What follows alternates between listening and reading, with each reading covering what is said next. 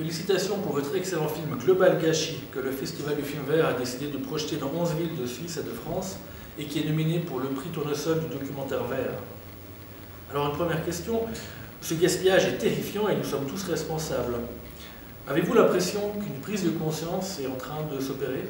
Il y a un début de prise de conscience parce que nous, quand on a commencé à travailler sur le sujet en France, donc c'était en 2011, et c'est vrai qu'il y avait très peu d'articles, d'études, de livres, enfin, c'était pas du tout un sujet d'actualité. Donc on a un peu défriché, on s'est beaucoup appuyé sur le travail de Tristram Stuart, qui est l'anglais, qui a beaucoup travaillé, donc qui est un activiste qui milite contre le gaspillage alimentaire. Mais c'est vrai que c'était un sujet qui était assez neuf. Et là, depuis 2-3 ans, je vois qu'il y a beaucoup plus d'articles, de gens qui en parlent. Il y a eu des médias même étrangers qui se sont sensibilisés à cette question-là. Donc oui, c'est vraiment quelque chose qui est en train de grossir de plus en plus. Alors le public est en train d'être sensibilisé. Est-ce qu'un label sans gaspillage ou quelque chose du genre pour les produits ou pour les enseignes serait une bonne idée éventuellement, aussi bien sur le plan écologique que sur le plan économique? Est-ce que ça existe? Et sinon, est-ce que vous pensez que ça pourrait fonctionner? Pour l'instant, je n'ai jamais entendu parler, mais c'est vrai qu'en tout cas, commercialement, c'est intéressant, je suppose, pour les distributeurs de parler de gaspillage alimentaire ou d'essayer de lutter contre, parce que c'est un thème qui sensibilise vraiment. Enfin, c'est tellement, les chiffres sont tellement énormes. Enfin, je crois que c'est 1/3 des productions dans le monde qui sont gaspillées ou perdues chaque année. Donc, une fois qu'on entend parler de ça, ça frappe forcément. Donc, je suppose que c'est quelque chose qui serait très porteur pour un commerçant, mais pour l'instant, je ne crois pas que ça n'existe pas en tout cas. Il est difficile de comprendre pourquoi des légumes propres à la consommation mais imparfaits d'aspect ne peuvent pas être utilisés pour la fabrication de repas préparés comme des plats déjà cuisinés. Est-ce que vous avez une explication à ça?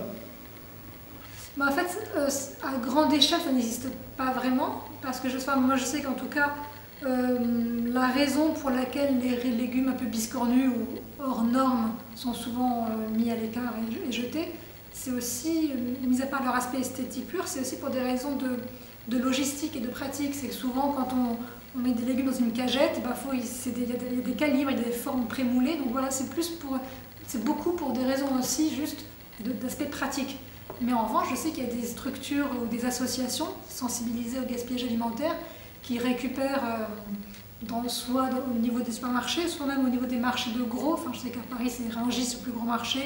Mais dans ce type de marché gros, des associations récupèrent les légumes, les invendus ou les hors normes, et les transforment en soupe, en confiture, en jus. Donc ça existe à petite échelle. À très grosse échelle, je ne crois pas que ça existe. Est-ce que les cartes de fidélité que tous les magasins proposent à leur clientèle à présent sont utilisées pour optimiser les approvisionnements des magasins et donc pour réduire le gaspillage? Moi, le propriétaire de supermarché qu'on a suivi, qu'on a arrivé dans le film, qui lui est très sensibilisé à ces questions-là, ne m'a pas parlé de ça. Enfin, je ne pense pas qu'il s'en sert dans ce sens-là, mais c'est vrai que de toute façon, pour un propriétaire de supermarché, c'est intéressant de vraiment surveiller ses pertes parce que ça lui revient très cher.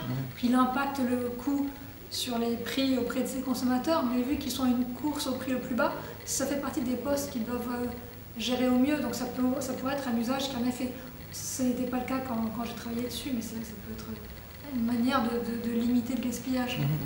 Est-ce que la politique des grandes enseignes est un petit peu différente avec les produits bio, en supposant que les consommateurs sont un petit peu moins exigeants sur l'aspect de ces produits bio? A priori, un consommateur bio serait plus tolérant, parce qu'il est un peu sensibilisé à la question, donc il va accepter une carotte un peu biscornue ou un concombre pas vraiment droit. Donc ça peut aider, et surtout ce qu'il faut, je pense que c'est une question aussi d'éducation.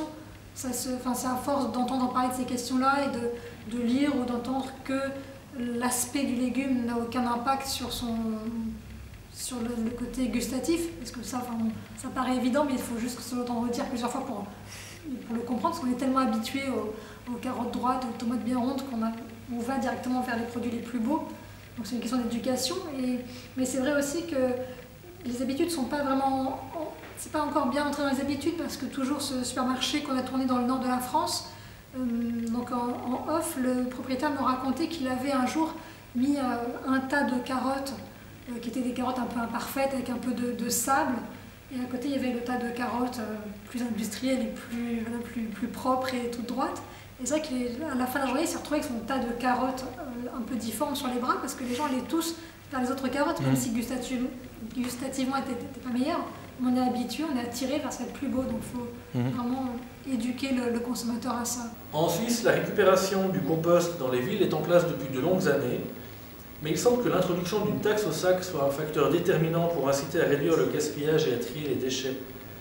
Est-ce qu'il y a un système que vous avez rencontré ailleurs et qu'en pensez-vous? Non, enfin, moi je n'ai pas entendu parler de taxe au sac ailleurs qu'en Suisse, mais c'est vrai qu'il y a des pays, des pays qui sont très sensibilisés à ces questions-là, comme le Japon où on a tourné, ou la Corée du Sud où on n'a pas tourné, mais j'avais lu pas mal d'articles dessus. Et en fait, ce sont des pays dont les ressources propres sont assez limitées, et donc font des efforts pour combattre le gaspillage alimentaire, parce que c'est vraiment des questions de survie. Et ce qui est intéressant, c'est qu'en fait, au Japon, il y a beaucoup de règles, enfin, beaucoup de lois qui encadrent le gaspillage alimentaire et qui donc font payer des surtaxes à ceux qui gèrent mal leur surplus, un peu comme peut l'être la taxe au sac en Suisse.